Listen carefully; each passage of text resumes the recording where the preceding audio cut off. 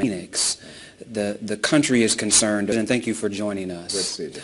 As the country knows, we are in a great deal of turmoil when we think about the names of Mike Brown, of Tamir Rice, of Eric Gardner, and even now of this young man in Phoenix. The country is concerned about, can we trust police? Are we safe with police? My first question for you is, in the midst of this and all that's going on, you didn't start this. This problem didn't begin under your watch. Yeah. This is incredibly persistent and pervasive. Yeah. But how much of it does your administration feel you're responsible for making an impact on? Well, I think an enormous amount. Not just because, as president, you're always responsible for what happens in this country, and you got to be part of the solution, not part of the problem. But because of my particular experiences that I bring to this office. I had a group of young people come before we met, a wider group of civil rights leaders and law enforcement.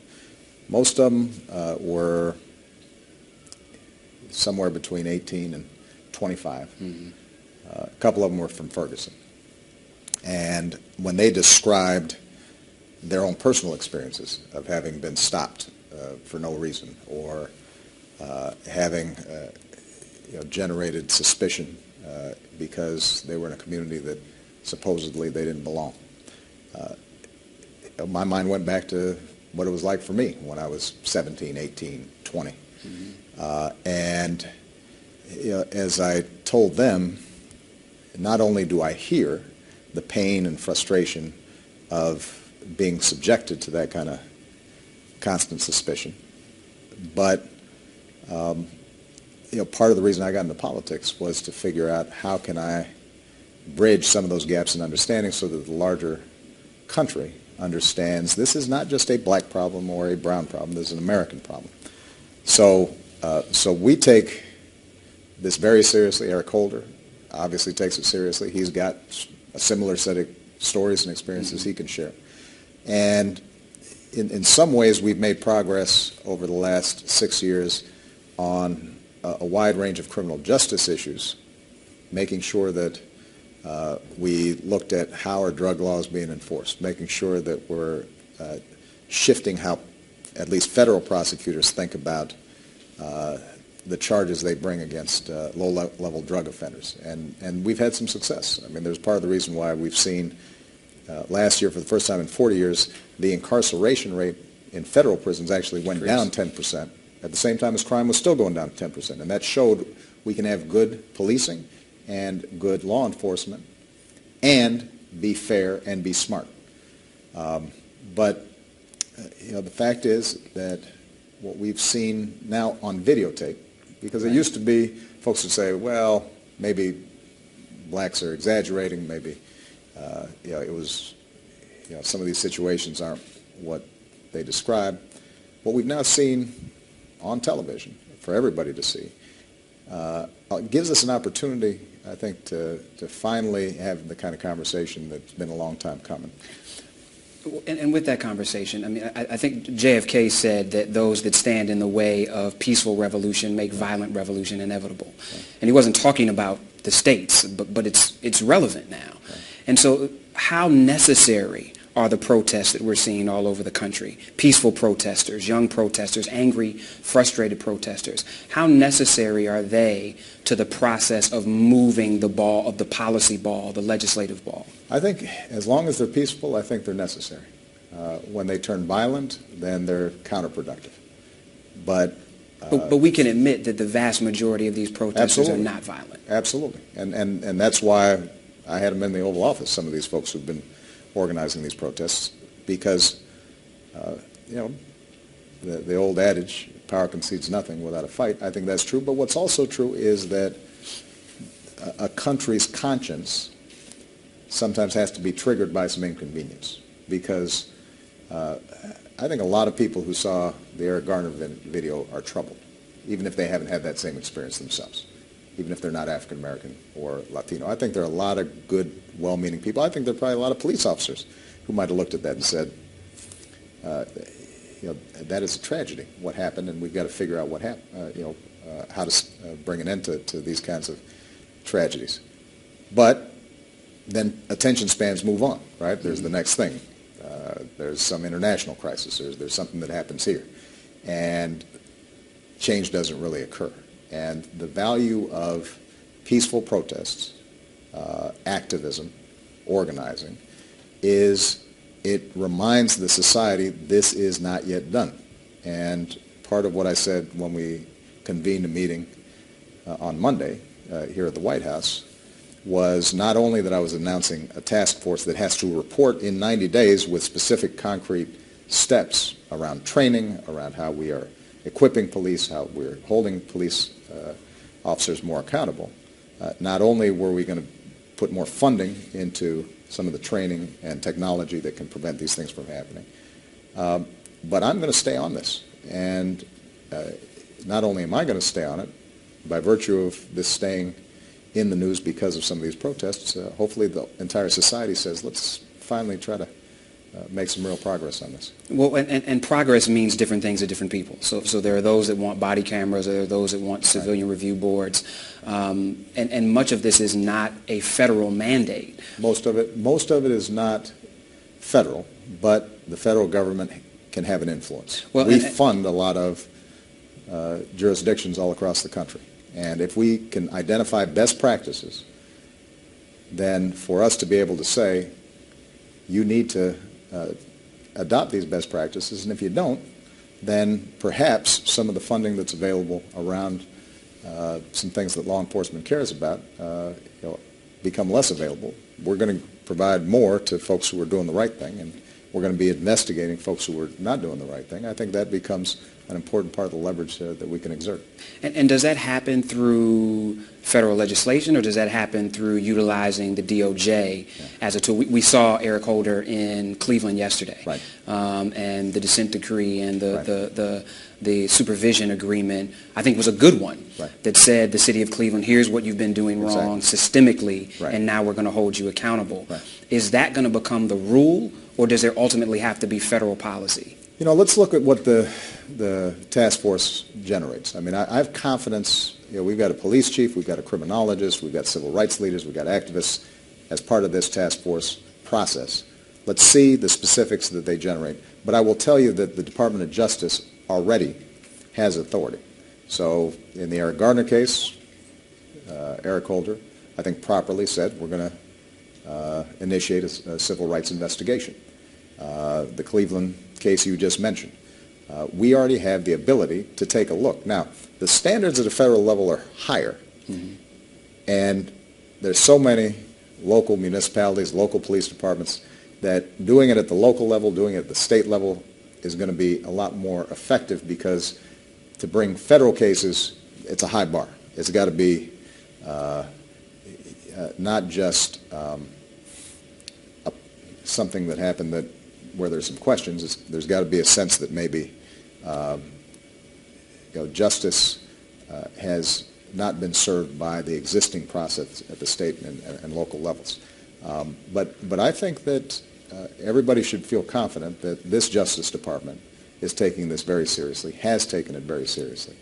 What I'd like to do, though, is to change what happens on the ground, because that's going to be more lasting. And I'll just give you a couple examples. When I was in the state legislature in Illinois, we had problems with racial profiling when it came to traffic stops, and we had problems repeatedly with confessions in crimes that later on there were suggestions maybe they'd been coerced.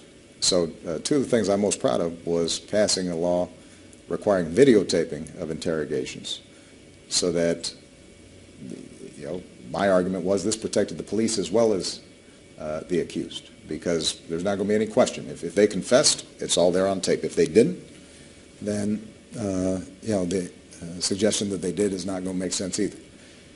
On racial profiling, it was a simple matter of just keeping data. You have to record who it is that you're stopping. The minute somebody knows they're being watched, somebody's looking over their shoulder,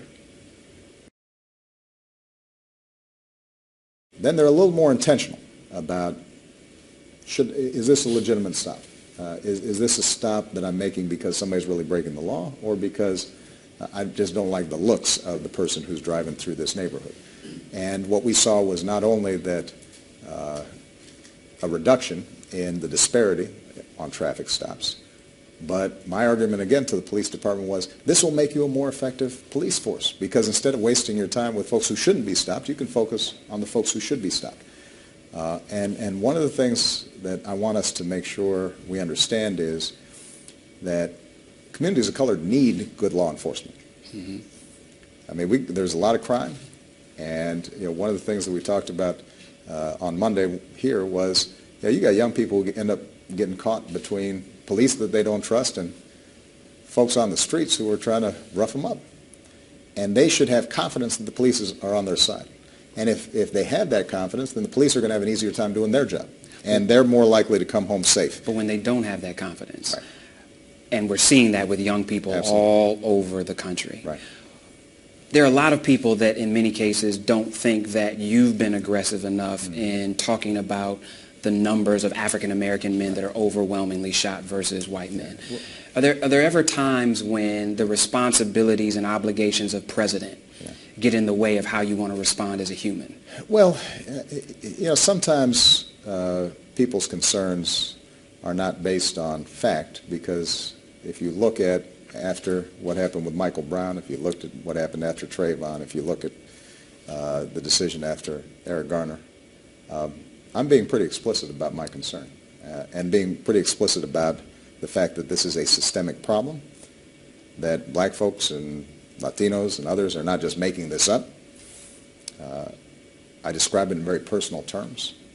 I think what sometimes people are frustrated by is me not simply saying, this is what the outcome should have been.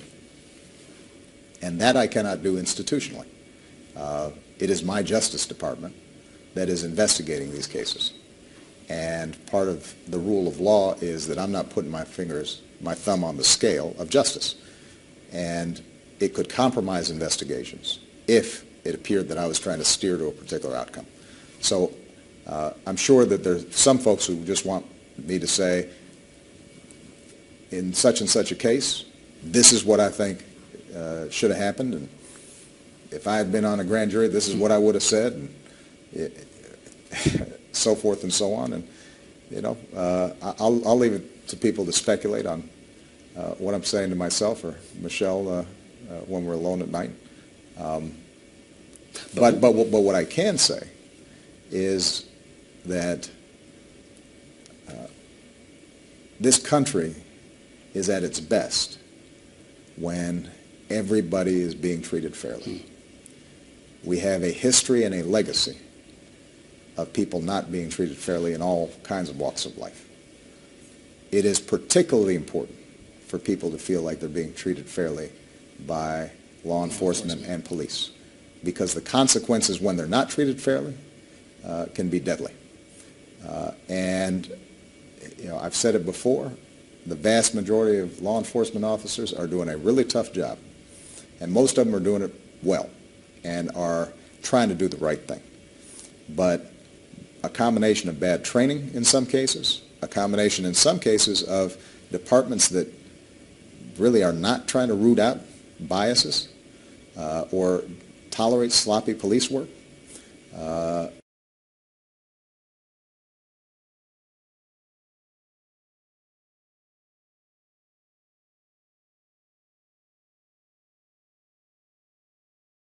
a combination in some cases of folks just not knowing any better, and in a lot of cases subconscious fear of folks who look different. All of this contributes to a national problem that's going to require a national solution. And what I told the young people who I met with, and we're going to have more conversations like this over the coming months, is this isn't going to be solved overnight. This is something that is deeply rooted in our society. It's deeply rooted in our history. But the two things that are going to allow us to solve it, number one, is the understanding that we have made progress. And so it's important to recognize, as painful as these incidents are, we can't equate what's happening now to what was happening 50 years ago. And if you talk to your parents, grandparents, uncles, they'll tell you that things are better. Not good in some cases, but better. And the reason it's important for us to understand progress has been made is that then gives us hope that we can make even more progress. The second thing that I insist to these young people is we have to be persistent, because typically progress is in steps. It's in increments. When you're dealing with something as deeply rooted as racism or bias in any society, you got to have vigilance, but you have to recognize that it's going to take some time, and you just have to be steady so that you don't give up when we don't get all the way there. I said to somebody, we're not going to make it perfect, but we can make it better. And better is good, because over time, you have enough better. 10 years, 20 years from now, our kids are safer. The community is more confident about its place. The police officers are going to be in a position to do a better job. I know you got to leave us, but my very last question. We talked about having 15-year-old daughters. Yeah. And at one point, those daughters may have children. Right. What's the vision that you have, not necessarily as President of the United States, but as Barack Obama, the man, for those children that's different than what Mike Brown, Tamir Rice, and others have had to face? I want my children to be seen as the individuals that they are, and I want them to be judged based on the content of their character and their behavior and their talents and their gifts. I don't want them to be objects of fear simply because of misguided attitudes. Part of what I think is so heartbreaking and frustrating for a lot of folks when they watch this is the recognition that simply by virtue of color, you've got less margin for error. And that's particularly true for black boys. Young men, teenage boys, sometimes they're going to do stupid stuff. That's true whether they're white, black, Hispanic. It doesn't matter. You did stupid stuff. I did stupid stuff. Most of the time it's harmless. Sometimes it's careless.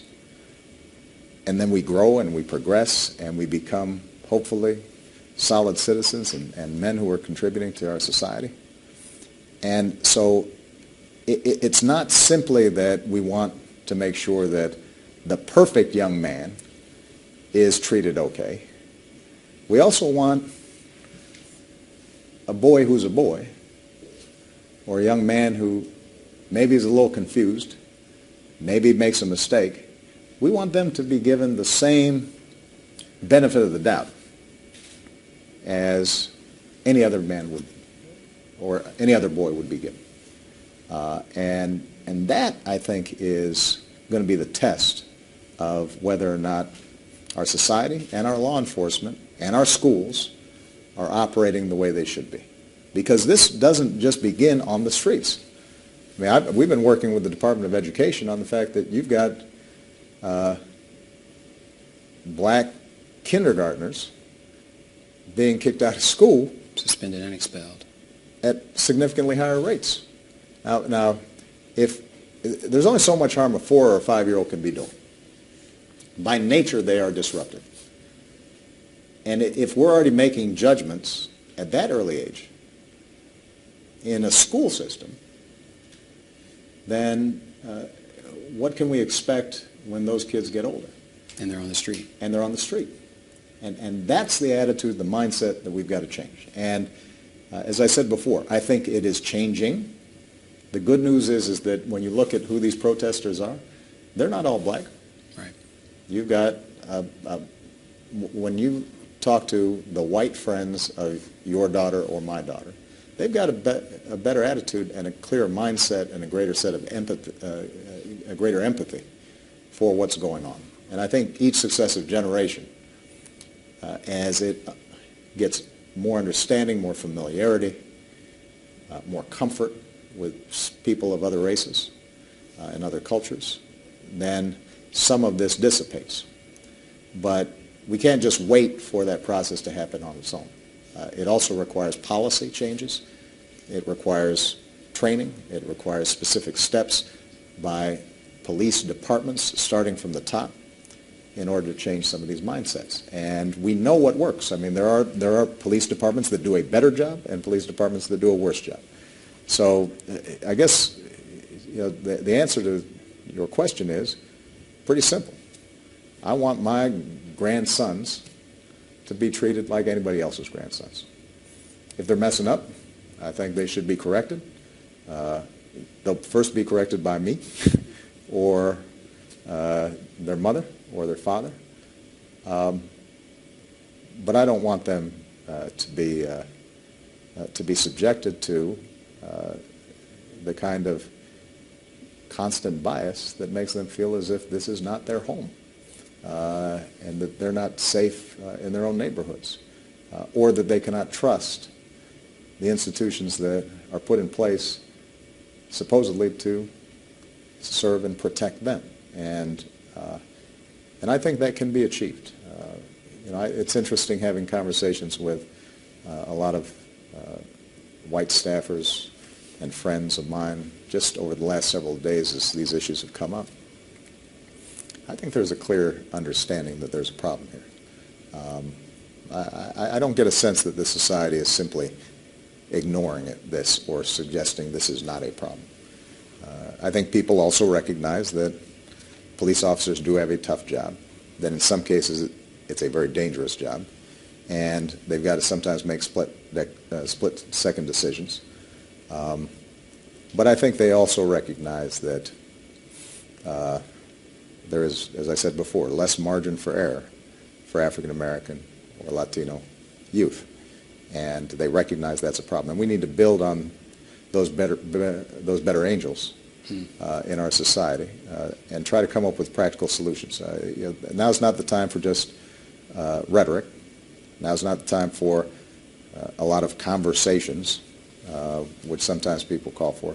Now's a good time for us to figure out what training works, what equipment works, what accountability measures work, what kind of review systems work, what kind of prosecution practices work in order to stop this stuff. And in the meantime, we've also got to change hearts and minds. But Dr. King once said, when he was asked about anti-lynching legislation, somebody said, well, you can't change what's in the hearts and minds of the white folks in the South. You can't legislate what's in their hearts. He says, well, you can't legislate what's in their hearts, but I tell you what, if you can just stop them from lynching me, that's progress.